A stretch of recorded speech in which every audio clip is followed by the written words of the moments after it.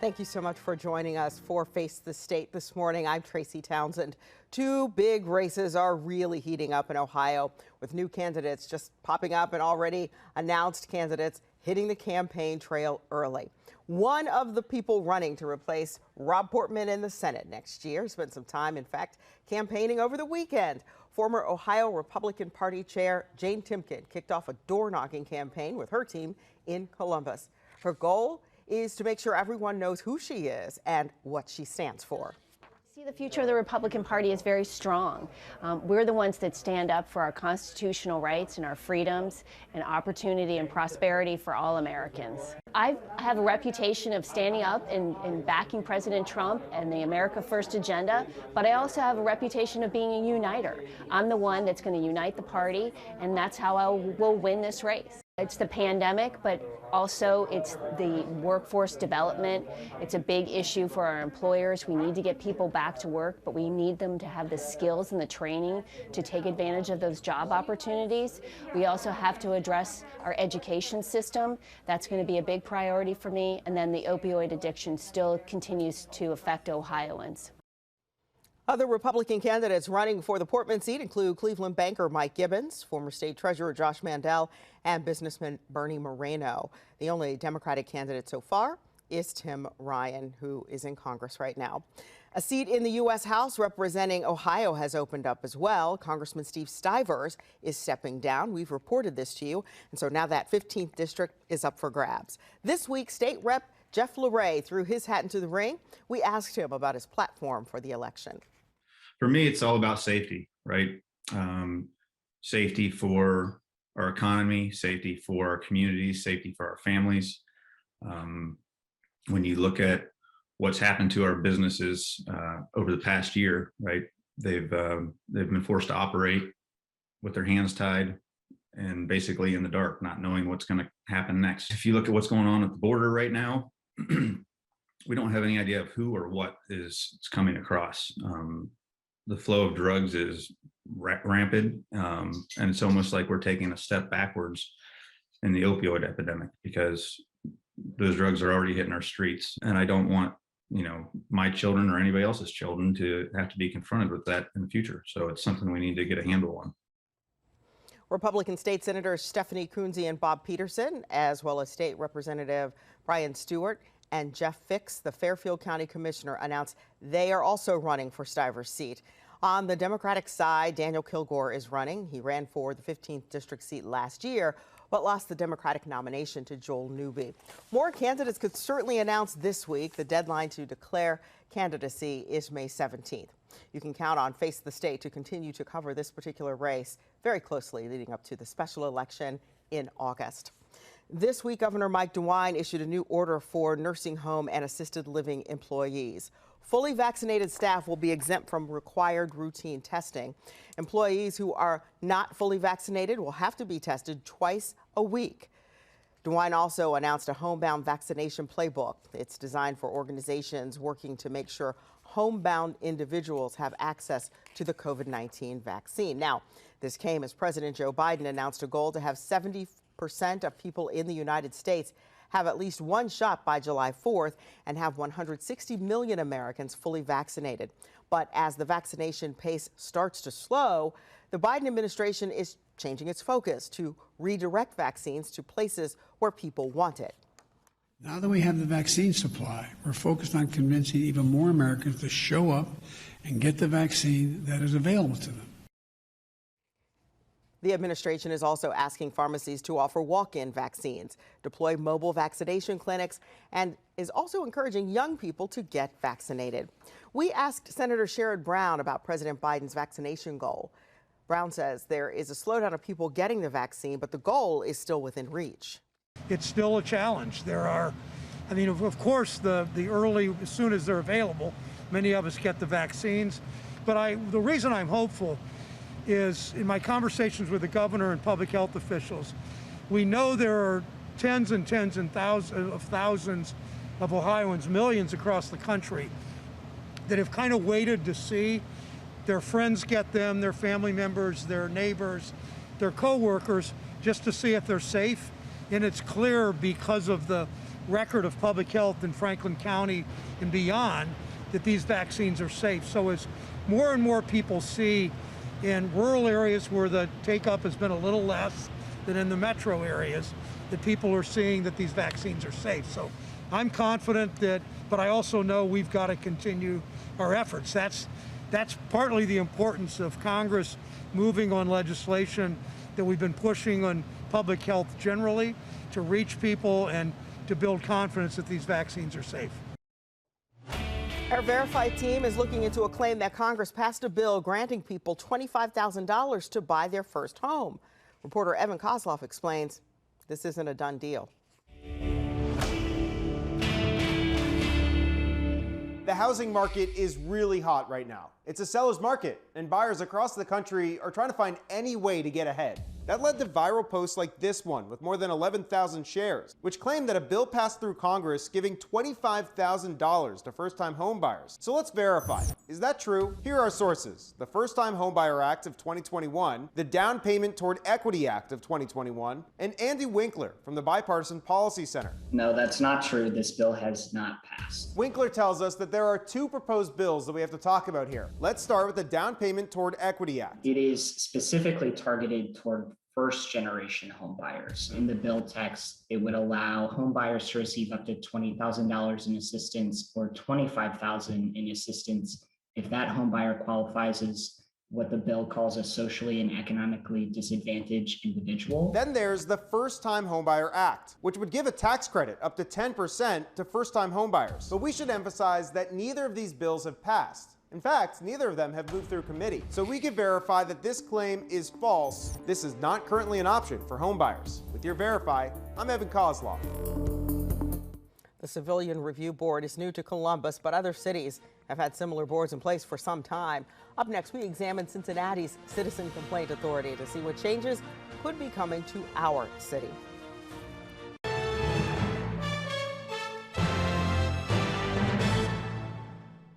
I tell Columbus, be careful what you ask for, be careful what you create.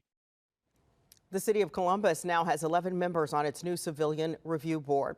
The group is still working out many of the details about the types of cases it will take on when it comes to police, hiring an inspector general, and more. But just down the road in Cincinnati, that city has had a similar citizen complaint authority for nearly 20 years. 10 TV's Lacey Crisp shows us how it works and looks at key differences compared to Columbus. Last May, cities across the country saw clashes in the streets like this during protests after George Floyd's death in Minneapolis. The purpose of this board is to help restore trust between the community and the police. For too long, the police have operated without any independent oversight. Shortly after, Columbus Mayor Andrew Ginther announced his proposal of a civilian review board of the Columbus Division of Police. He argued many cities across the country already have an oversight body, and it would help give transparency to the citizens they demand over police. I'm in regular contact with Mayor John Cranley of Cincinnati, and so we talk about things that have worked there and things we've tried here. Created in 2003, Cincinnati's Citizen Complaint Authority receives more than 200 cases a year and investigates about 70 of those annually. CCA was created as a result of the collaborative agreement here in Cincinnati, and certainly leading up to the collaborative agreement, there had been some friction, certainly, I think, to put it mildly, between folks in the community and the police. The 7 members of Cincinnati's board are appointed by the mayor. There are 5 investigators who dig into cases. They have a $900,000 annual budget. Columbus plans on hiring investigators and is expected to have an annual budget of $1 million. Unlike what's proposed in Columbus, Cincinnati's board does not have disciplinary power, but it does make recommendations. How often does it happen where the police chief or the police department says, we understand where you're coming from with these recommendations, but we're just not going to adopt them right now? Yeah, I'll say that we do have ongoing discussions about the recommendations. If we make recommendations, make findings, and if there are disagreements, that the city manager ultimately has an opportunity to weigh those as well and to break the tie, so to speak. Until the FOP contract here in Columbus is changed, the Civilian Review Board's recommendations are just that. But the Cincinnati's CCA director tells me their group gives the transparency their citizens are asking for. But Cincinnati's FOP president disagrees. You'll find that it'll do just the opposite. Instead of increasing public trust, you'll end up having folks that are so determined to call out the police that they'll end up being just another anti-police voice out there. Hills argues oversight bodies can be effective if they're set up right. I think there can be some sort of system that could be worked out for review if you have some balance. People in this panel that know law enforcement, have worked in law enforcement, and then other citizens that can give their viewpoints. In Columbus, Lacey Crisp, 10 TV News. Hills adds that the Cincinnati CCA is slow acting and has taken up to 2 years to review cases. Davis explains that they have recently hired more investigators to work on cases faster. Along with the Civilian Review Board, Columbus City Council announced a new strategy to stop gun violence. 10 TV's Angela Ann looks at why a criminologist thinks his plan will save lives. The headlines rarely change. In the past 24 hours alone, 3 people have been killed. This comes after another violent weekend in Columbus and Franklin County. I mean, that's troubling. What else can I say?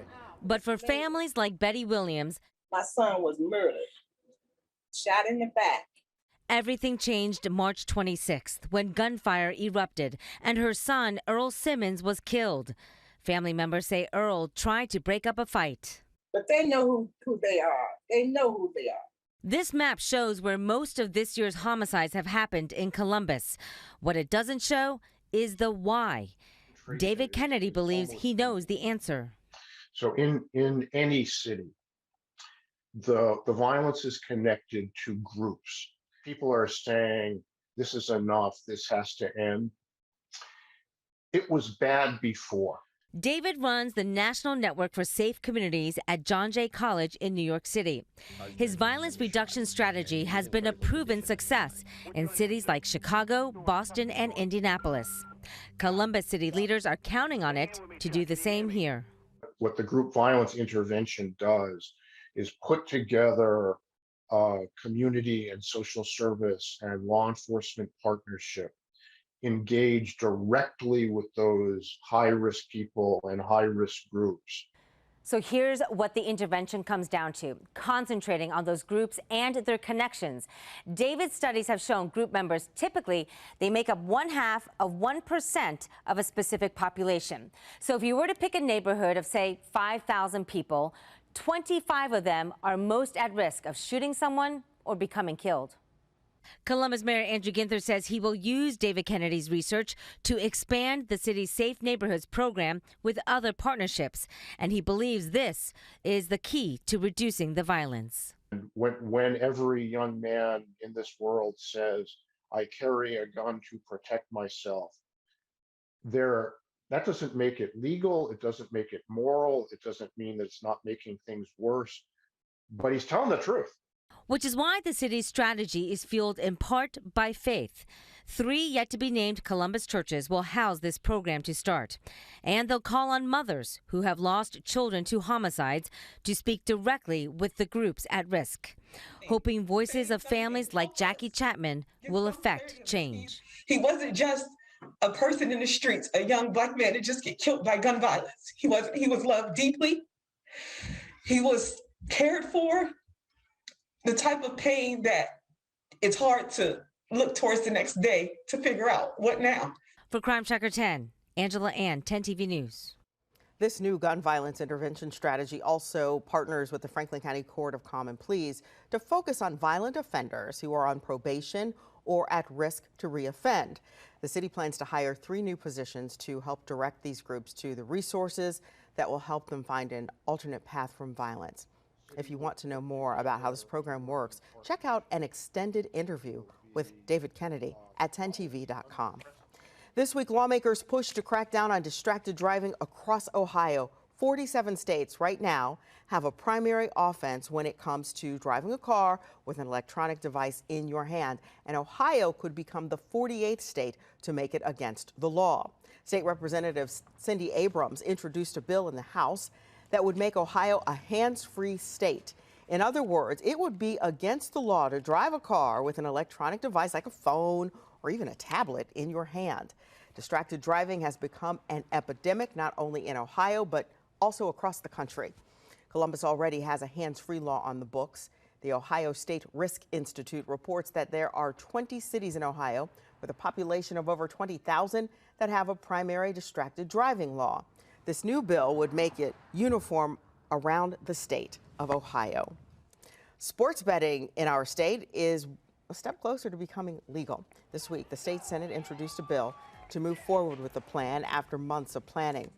This legislation would say that the Ohio Casino Control Commission would have regulatory authority over sports gaming in Ohio.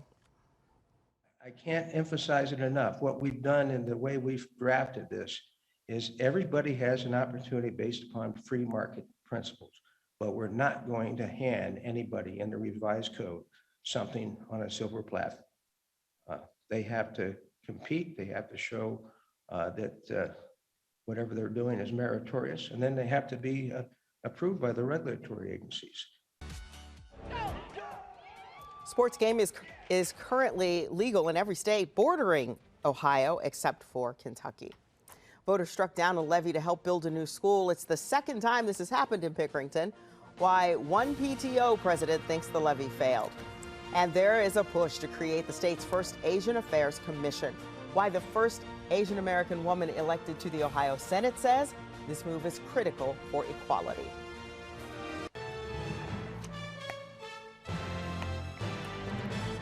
This week, Ohio held the May primaries. While there wasn't much that you would qualify as a major race on the ballot, there were several school levies, including one for the Pickerington Local School District. And for the second time in 6 months, voters said no to that levy that would have generated $95 million in upgrades and renovations for school buildings.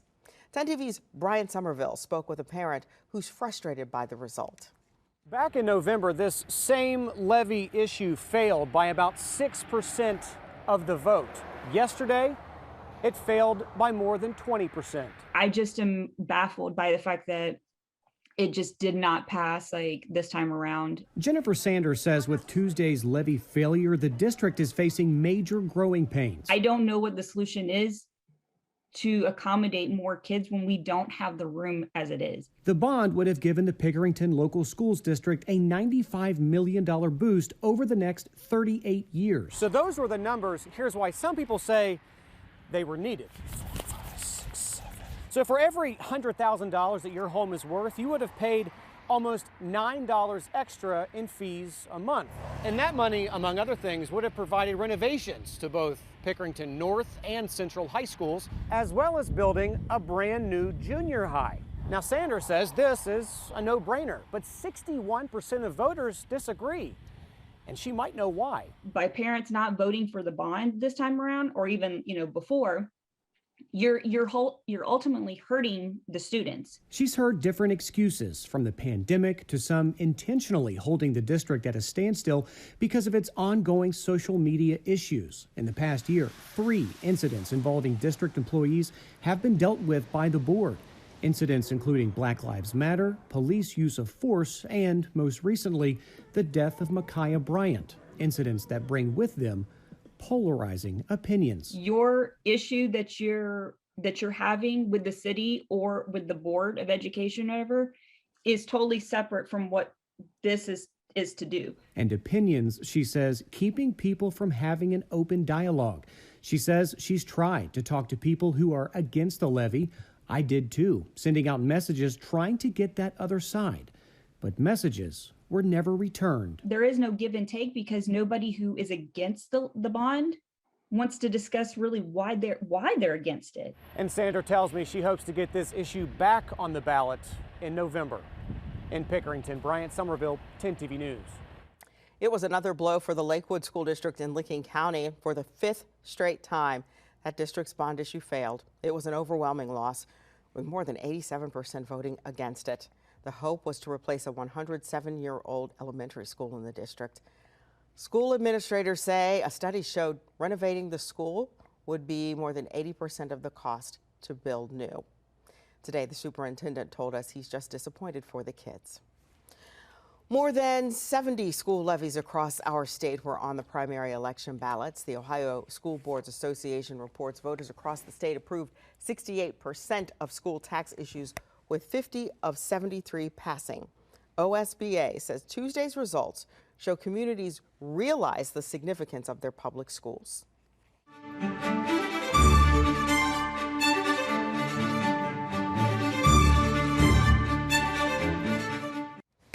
As the nation celebrates Asian Pacific American Heritage Month, lawmakers in Ohio plan to submit a proposal that will create the state's first Asian Affairs Commission. The deadline is this week. 10 TV's Angela Ann explains now that people in the community say the move is critical for equality. For 27 years, the Asian Festival in Columbus introduced millions of people to culture and heritage some have never seen. That is always in our mind to serve our community and also the community at large. Dr. Young-Chen Liu is proud to see what he started in 1995 has become one of the largest Asian festivals in the U.S. He also founded the Asian American Commerce Group in 1993 and the Asian Meal Program, which provides 350 hot lunches a week to Asian seniors in Central Ohio. Those are just a few of the many ways Dr. Liu has tried to provide Asian American awareness in the Buckeye State. But there is one more mission he wants to complete: establish an Asian Affairs Commission, which is nowhere on this list of 28 commissions in Ohio. So many community, so many commission already. Why not us? It is a question people like Dr. Liu hope will be rectified with Senate Bill 87. State Senator Tina Maharath co-sponsored the bill. Created because we're currently the only ethnicity here in the state of Ohio without a commission.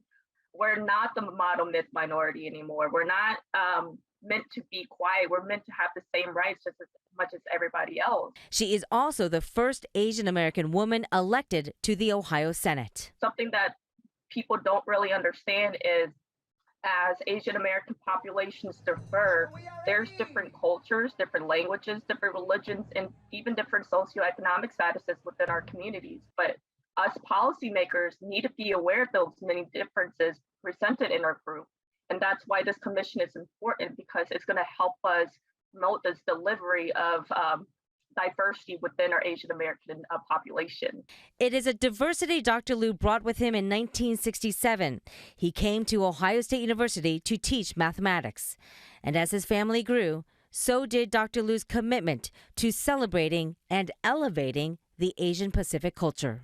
The most important thing is so-called equality. For 10 TV News, I'm Angela Ann. And we thank you all for being here with us today. Remember, if it affects you, your family, and Ohio, we're here to make sure those accountable face the state.